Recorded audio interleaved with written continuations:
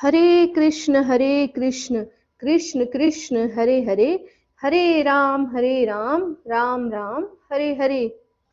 हरे कृष्णा। आप सभी का हमारे YouTube चैनल मेरा घर वृंदावन में हार्दिक स्वागत है। आपका दिन शुभ और मंगलमय हो और भगवान विष्णु की कृपा सदा सर्वदा आप पर यूं ही बरस रहे। आइए आज हम लोग श्रवण करेंगे।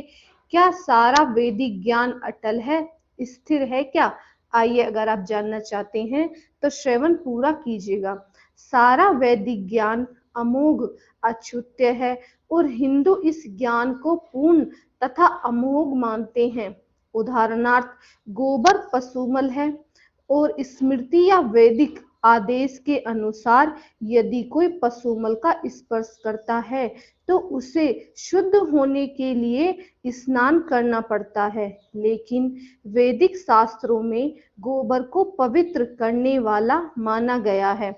इसे विरोधाभास कहा जाता है, लेकिन यह मान्य है क्योंकि यह वैदिक आदेश है और इनमें कोई संदेह नहीं है कि इसे स्वीकार करने पर किसी प्रकार की त्रुटि नहीं होगी।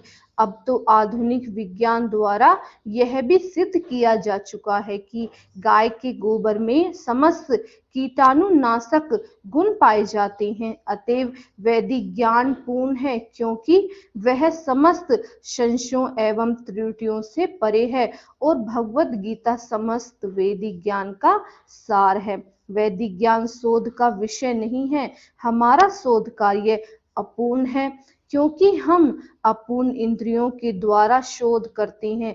हमें पहले से चले आ रहे पूर्ण ज्ञान को परंपरा द्वारा स्वीकार करना होगा। जैसे कि भगवत गीता में कहा गया है, हमें ज्ञान को परंपरा से उपयुक्त स्रोत से ग्रहण करना होता है। जो परंपरा परम आधुनिक गुरु साक्षात भगवान से प्रारंभ होती है और गुरु शिष्यों की यह परंपरा आगे बढ़ती जाती है।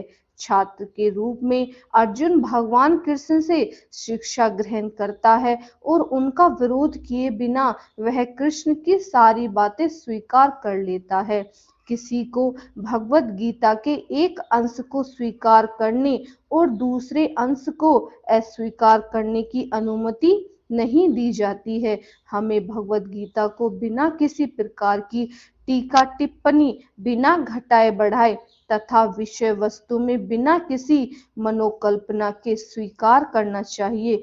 गीता को वैदिक ज्ञान की सर्वाधिक पूर्ण प्रस्तुति समझना चाहिए। वैदिक ज्ञान दिव्य स्रोतों से प्राप्त होता है और स्वयं भगवान ने पहले प्रवचन किया था। भगवान द्वारा कहे गए शब्द अपौरुषेय कहलाते हैं, जिसका अर्थ है कि वे चार दोषों से युक्त संसारी व्यक्ति द्वारा कहे गए हैं शब्दों से भिन्न होते हैं। संसारी पुरुष के दोष हैं, वह त्रुटियां अवश्य करता है। दूसरा, वह अनिवार्य रूप से मोहग्रस्त होता है। तीसरा, उसमें अन्यों को धोखा देने की प्रवृत्ति होती है तथा चौथा, वह अपूर्ण इंद्रियों के कारण सीमित होता है। इन चार दोषों के कारण मनुष्य सर्वव्यापी ज्ञान की विषयक पूर्ण सूचना नहीं दे पाता। ऐसे दोषपूर्ण व्यक्तियों द्वारा वैदिक ज्ञान प्राप्त नहीं किया जाता। इससे पहले प्रथम पृष्ठ सृष्ट जीव ब्रह्मा के हृदय में प्रदान किया गया। फिर ब्रह्मा ने इस ज्ञान को अपने पुत्रों तथा शिष्यों को उसी रूप में प्रदान किया जिस रूप में उन्हें भगवान से प्राप्त हुआ था। भगवान पूर्ण है और उनका प्रकृति के नियमों के वशीभूत होने का प्रश्न ही नहीं उठता। अतएव मनुष्य में इतना समझने की बुद्धि तो होनी ही चाहिए कि भगवान की यह ब्रह्मांड की सारी वस्तुओं के एकमात्र स्वामी हैं।